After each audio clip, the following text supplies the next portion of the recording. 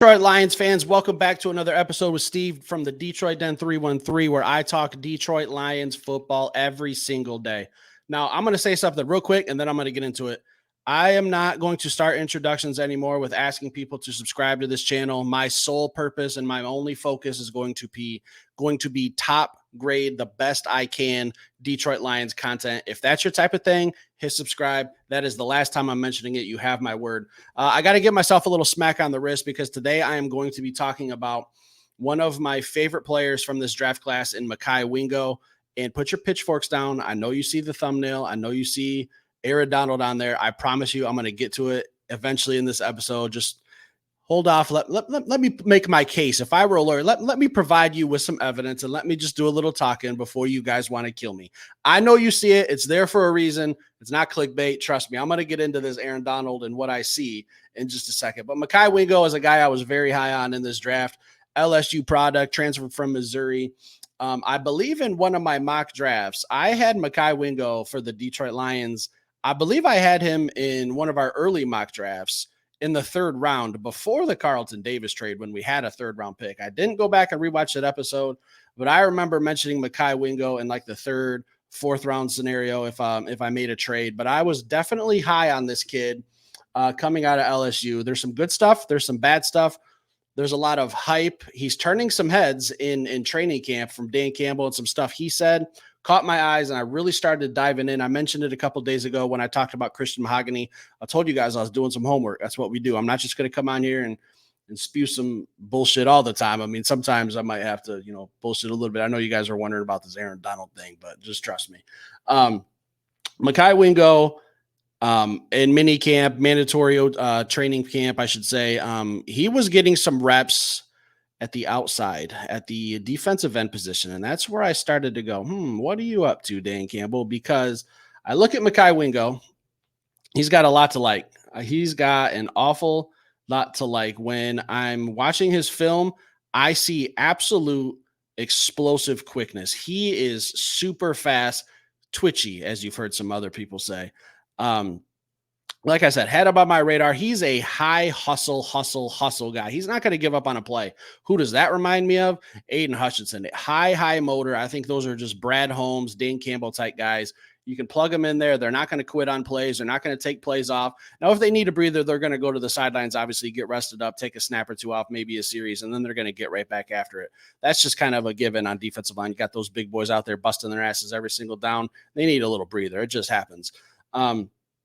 The one thing that I don't particularly love, it can be a strength or it can be a weakness. You guys let me know how you guys want to look at it, is his size. 6 foot, 284 pounds. For a defensive tackle, that's a little small. So what I really think Makai Wingo is going to have to get elite at is the things I mentioned about previously in his elite athleticism, his speed, and his high motor. If he can really take those things that he's very good at and make it into that next level of scary good, he'll be okay. And he's going to get coached up. Listen, I've been talking about Terrell Williams as defensive line coach for a long time, pretty much all offseason. Anytime I'm talking to defensive linemen, I mentioned Terrell Williams, one of the best coming over from the Tennessee Titans. I think I just mentioned him in like this morning's episode, if I'm not mistaken. But Terrell Williams is going to get his hands on this young kid from the SEC who is an absolute monster, and he's going to groom him. I'm going to talk about Makai Wingo and his impact I think he'll have on the Detroit Lions in a minute. But let's get into this Aaron Donald. Look, I know you guys are thinking, don't kill me yet. Why is Aaron Donald on the thumbnail? You're trying to draw viewers. I can foresee everything happening. Look, I'm here to just talk Detroit Lions football.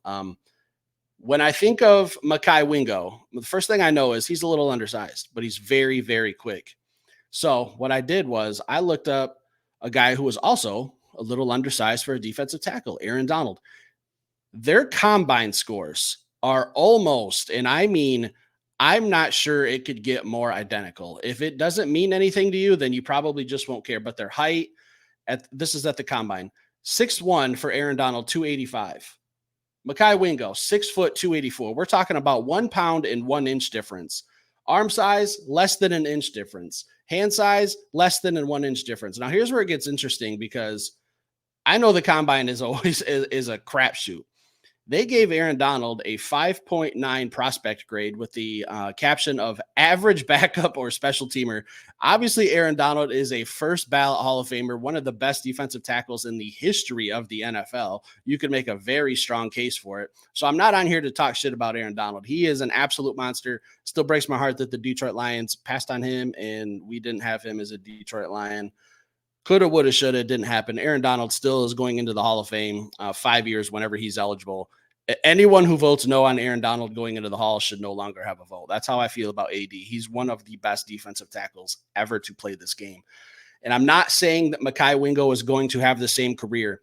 If Makai Wingo is even close to Aaron Donald, I will personally start funding the trophy for Brad Holmes to get his, or I'll start funding for Brad Holmes to get his plaque and his sanctuary outside of Ford Field. We will start building that. I will be the first one to contribute to those funds. I'm not saying Makai Wingo is going to be a first ballot Hall of Famer or the best defensive tackle to ever play this game, but I'm just doing some homework. I'm doing some research. Who reminds me of the most of an undersized defensive tackle? It was Aaron Donald. If Makai Wingo can be even a snippet of what AD was, this defense will be just fine. I'm not willing to bet on it, guys. Like I said, I'm just doing some research, and that's what I found. The similarities were absolutely insane. And actually, while I was talking about prospect grades, they said that about Aaron Donald being an average backup or a special teamer. Shame on you, NFL Combat. You should probably go there and just delete that one and just say that it never happened.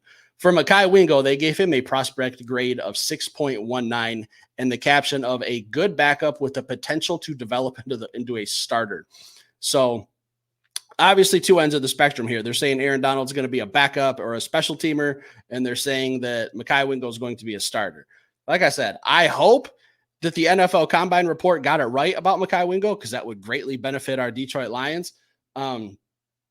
It's just insane how close some of these stats are. Now, Aaron Donald ran a faster 40 time, 4.68 compared to Makai Wingo's 4.85. But what we look at here is this 10-yard split. That is the first 10 yards of how explosive you are. It's literally a tenth of a second difference between Makai Wingo and Aaron Donald. Aaron Donald, 1.63, Wingo, 1.64. It's literally blink your eyes. That's a tenth of a second.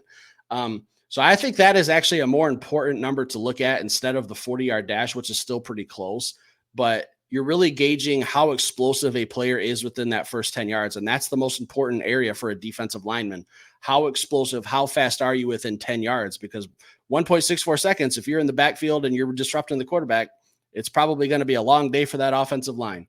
So that's why the Aaron Donald is there. I found it eerily crazy how close a lot of their measurements were, and please God, I will get on my hands and knees and pray if Makai Wingo ends up being anything close to Aaron Donald.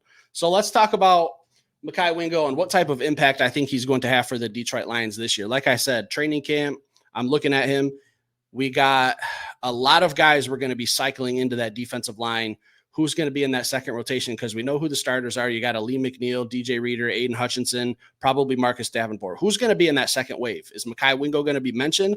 I think he's going to make a case for himself in training camp because he had a great mandatory mini camp where he was absolutely stunning these coaches, looking really good, looking quick, looking twitched up.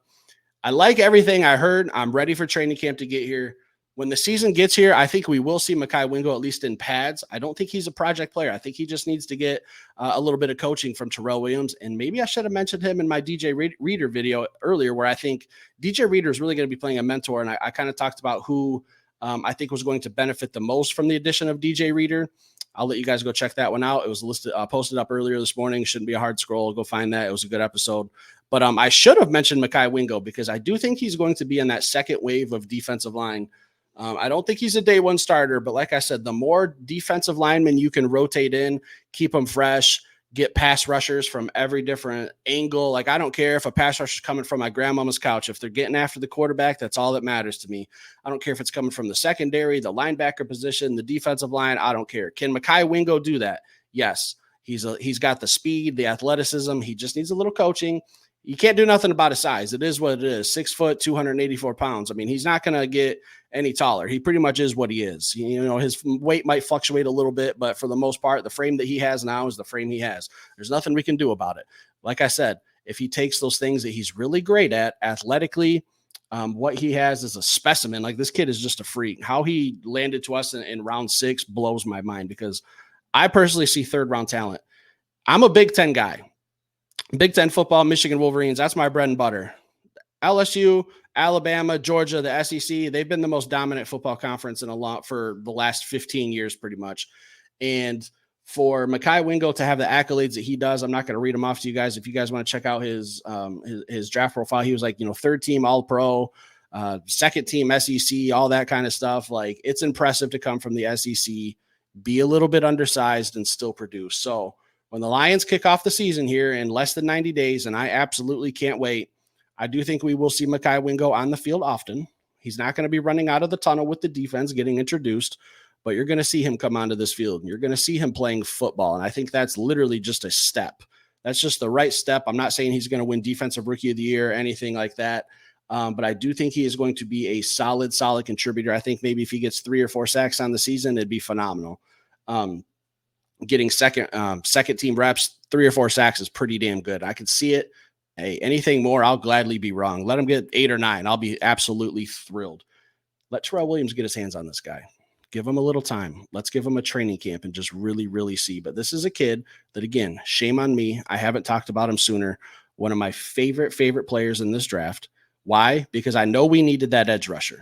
I know he's not technically an edge, but if Brad Holmes, Dan Campbell, anyone else, Terrell Williams, think that he can play edge and he could play it effectively, I put my faith in them above all else when it comes to football. So I was a little disappointed we didn't get that elite defensive end. But like I said, hey, no crying over spilled milk. We got a platoon of guys who can rush that opposite end of Aiden Hutchinson, and we're going to be okay. Just going to have to take a little bullpen effect. Makai Wingo is going to be a name in that rotation I will have my eyes on along with everyone else. I'm not going to, the Marcus Davenports, James Houston, Pascal, Kaminsky, whoever else I miss. Like, we got 7 or 8 guys that I'm going to be watching.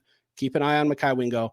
Hit that like button. Leave a comment. Let me know how you feel. Don't kill me for the Aaron Donald, kind of comparing him to Aaron Donald. Don't kill me. Let me live my life. I'll be back later with another show, guys.